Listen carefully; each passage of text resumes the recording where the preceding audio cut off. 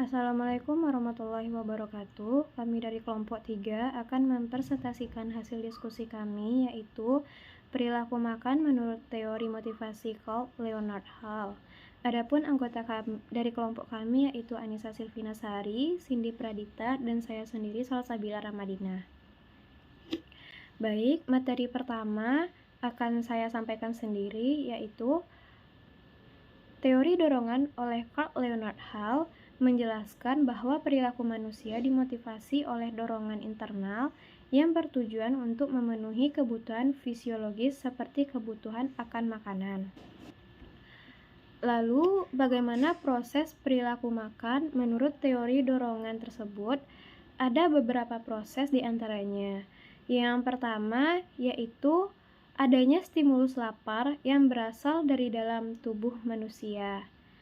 Stimulus lapar ini kemudian menimbulkan dorongan yang memotivasi manusia untuk mencari dan mengonsumsi makanan.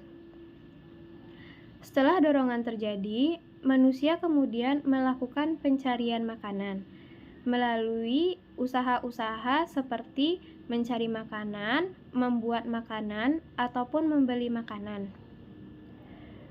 Pencarian makanan ini kemudian memicu timbulnya persepsi terhadap makanan yang ditemukan. Persepsi ini kemudian mempengaruhi respon manusia terhadap makanan, seperti manusia tersebut ingin memakan makanan tersebut atau tidak.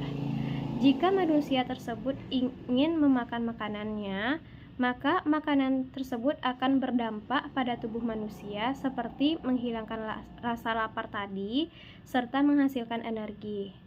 Baik, segitu yang dapat saya sampaikan. Saya lanjut dengan anggota kelompok saya yang lain. Oke, terima kasih kepada Asa sudah memberikan kesempatan saya untuk menjelaskan. Nah, di sini saya akan menjelaskan tentang bagaimana proses perilaku makan dalam teori motivasi oleh Carl Leonard Hall. Nah, menurut Hall, teori yang dikemukakan dia ini lebih cenderung kepada kebutuhan biologis ya. Jadi menurut dia kebutuhan biologis dan pemuasan akan kebutuhan biologis itu menempati posisi yang sentral atau penting banget. Kenapa? Karena teori ini sebenarnya dipengaruhi oleh teori evolusi Darwin yang membuat Hall itu berpendapat bahwa seluruh tingkah laku itu berfungsi supaya tetap terjaganya kelangsungan hidup manusia. Nah, kebutuhan biologis itu kayak misalkan tidur, kita butuh makan, kita butuh minum, dan juga seks dan sebagainya. Nah, teori motivasi atau hal ini sebenarnya salah satu tokoh dari teori behaviorisme yang kita tahu sendiri nih ya, kalau behaviorisme itu pasti berhubungan dengan stimulus dan respon.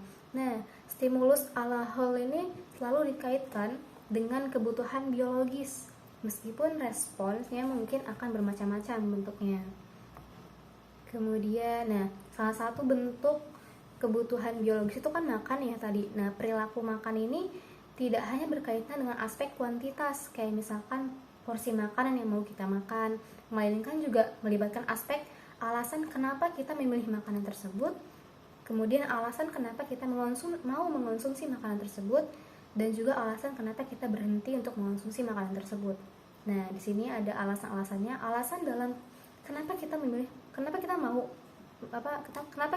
makanan tersebut untuk kita makan, itu dipengaruhi oleh faktor kognitif yang berkaitan dengan kebiasaan makan. Contohnya, saya biasanya makan A, bukan makan B, makanya saya lebih milih A, kayak gitu. Terus keyakinan, misalkan keyakinan kita bahwa, misalkan Islam memiliki keyakinan bahwa ada hewan-hewan tertentu yang diharamkan sehingga umat muslim harus memilih makanan yang tidak termasuk kategori haram, kayak gitu.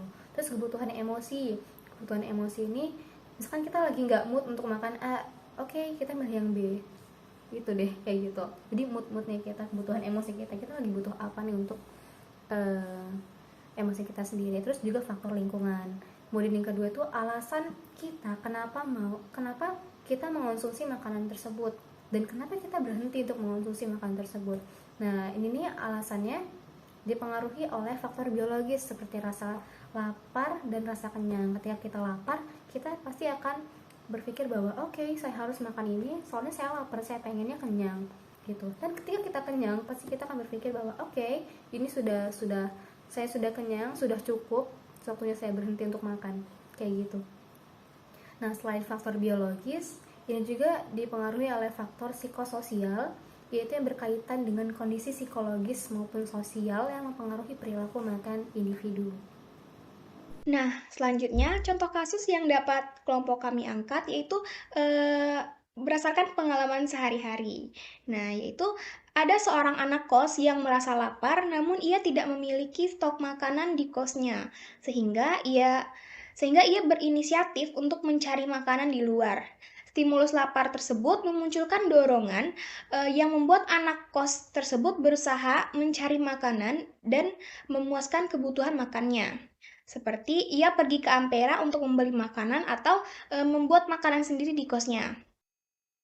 Pencarian terhadap makanan tersebut akan menimbulkan persepsi. Nah, persepsi memunculkan respon berupa makan atau tidak makan. Nah, setelah kebutuhan makan terpenuhi, dorongan untuk makan akan berkurang. Namun, jika kebutuhan makan tidak terpenuhi, dorongan untuk makan akan meningkat. Nah, dari kasus tersebut dapat dianalisis adanya stimulus yang berasal dari dalam diri anak kos tersebut, yaitu adanya rasa lapar. Nah, stimulus tersebut memunculkan motivasi internal untuk menuntaskan rasa lapar dengan mencari makanan.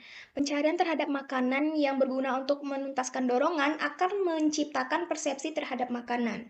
Persepsi tersebut menimbulkan respon pada individu berupa tindakan makan atau tidak makan.